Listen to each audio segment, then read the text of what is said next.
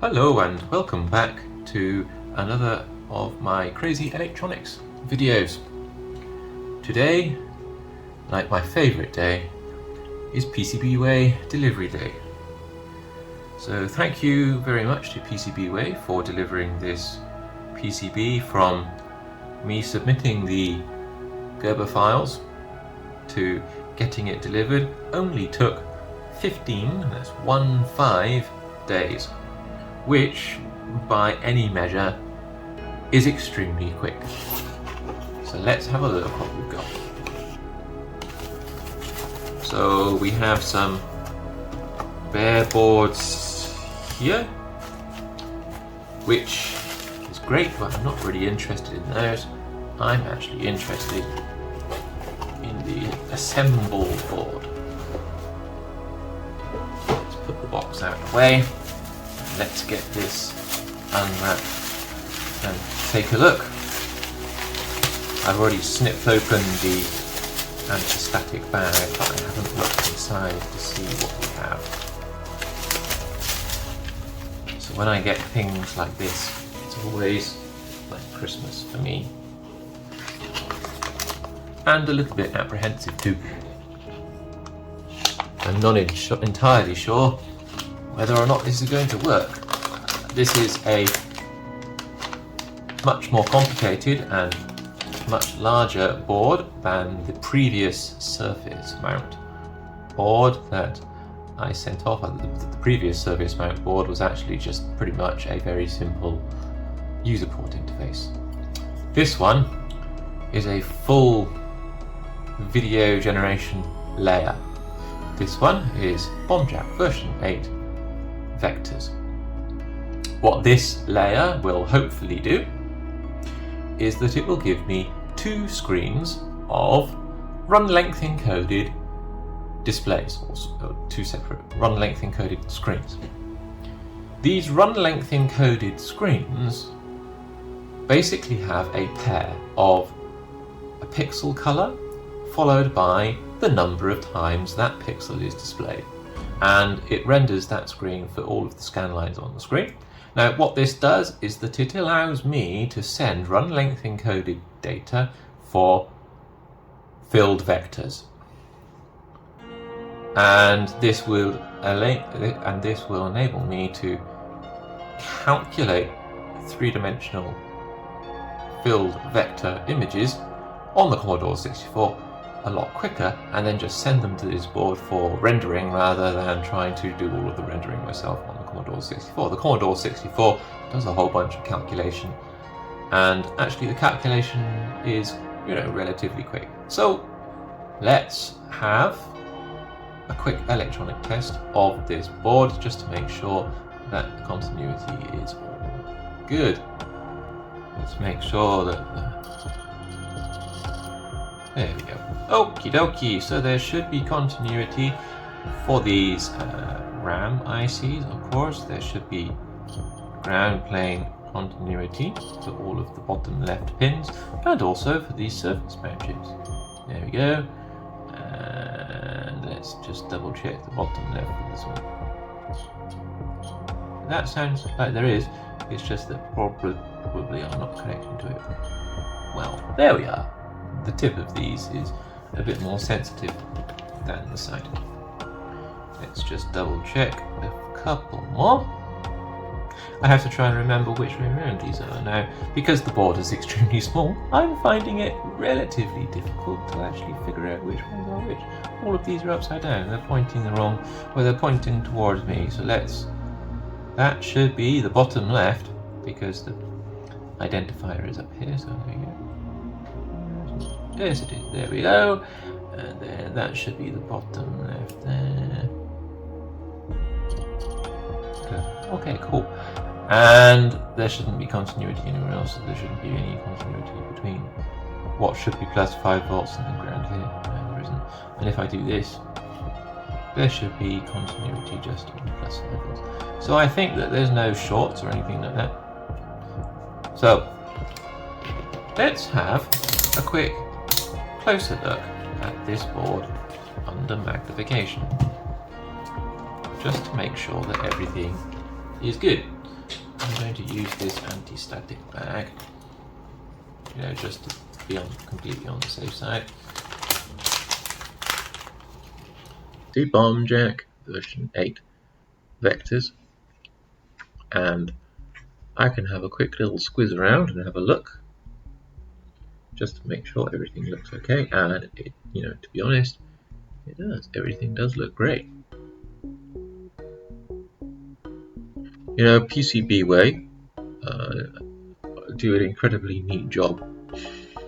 They always used to do an incredibly neat job on the through-hole stuff. I mean, if I turn it over and let's have a look at the through-hole side, you can see here that the through-hole stuff is soldered very neatly indeed. Look at that. Isn't that all lovely and shiny underneath? The through-hole stuff here is actually the dual, or quadruple rather, 8 kilobytes of scanline display memory. That's just to give me more than enough memory for each display. The displays are actually double buffered, so there's a whole bunch of there's a register control latch here which tells the hardware to display the screen data from one of the banks of data. Are these 8 kilobyte ones? Yeah, they're 8 kilobyte ones. Dual 8 kilobytes. So basically, one of these pairs stores the pixel color, and then the other pair stores the number of pixels to display of that color.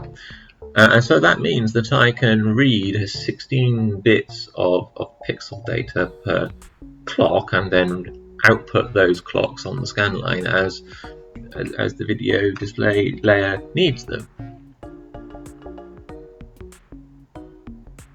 As is common on these kind of like video hardware designs, I'm throwing parallel RAM access at the problem.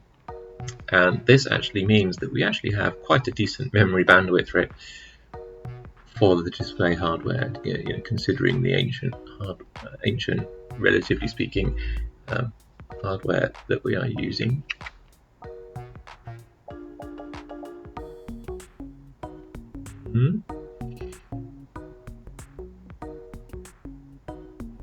Yeah, all of that looks good.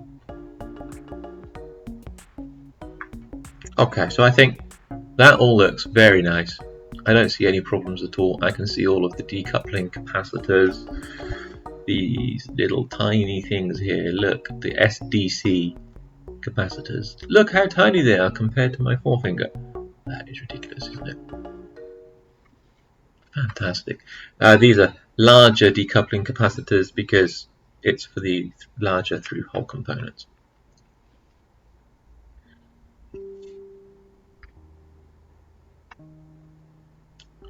Wow. Yeah, okay, all of these look fine. So let's plug this in and see what we get. Okay, so here we are back again. You might be able to just see here the vectors board plugged in next to and just underneath the Hacky daughter board right here. So the daughter board comes out on the headers here, and actually luckily enough the vectors board just fits snugly underneath that, so I didn't really need to remove the audio board slot which was slotted in here, but I did anyway because actually the audio board is huge and I didn't want to damage it if there was anything wrong with the board. But powering on, it's not too bad. So well, okay, this random data is obviously the uninitialized memory, so I'm just going to run the Shadow of the Beast demo. Now, I'm not going to see everything, in fact, of course, because I've used the vectors board and I've plugged it into the first layer. We don't have any sprites, so we don't have any trees. So I'm going to, that's fine, that's expected, that's at least good. I'm going to reset that now, and what I'm going to do is that I'm going to run this demo. So what we should see is something like this demo. The background is not going to be the same because I'm not initializing the background data to the graphics hardware. This test is actually only 2 layers. I've got 4 layers plugged in, and currently the memory is using the Shadow of the Beast data. So anyway, what we should see is that we should see this rotating spaceship.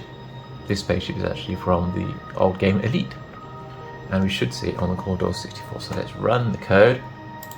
Okay, hopefully, fingers crossed. Fantastic. So PCBWay have delivered a perfectly working board, first time within 15 days from me sending the design files. You can see here that all of the other layers, the characters, the tiles, the scaled sprites are probably not there because they've been just initialized. Anyway, that's absolutely fantastic. Look, so the transparency for the vectors board works, the double buffering for the vectors board works because the Commodore 64 is, while it's displaying one screen, it is updating the data for the screen behind it, and then it's toggling which screen is visible. So the visible bank and the bank which is being updated, and it alternates that, but because it takes the Commodore 64 more than one frame to calculate the 3D data sometimes. So anyway, that's fantastic. My emulation 6502 is obviously a bit quicker than the Commodore 64 6502, but you know, that's fine. Rendering this on a Commodore 64 using software would actually be a little bit slower, of course, and of course you wouldn't really be able to have all of these colors and everything. So yeah, that's perfectly fine. Fantastic. Well, thank you very much, PCBWay. I'm really very happy with the way that board has turned out. It means now I've got a lot more confidence in using surface mount technology. So I'm going to start working on probably the Mode 7 layer now, which is the final layer that I was really working on and was really interested in actually seeing working. And the Mode 7 layer is basically rotation and transformation of a 2D bitmap. So thank you very much for watching these crazy electronics videos. If you like what you see, then please do consider liking and subscribing to this channel. And I hope to catch you again next time. Take care wherever you are.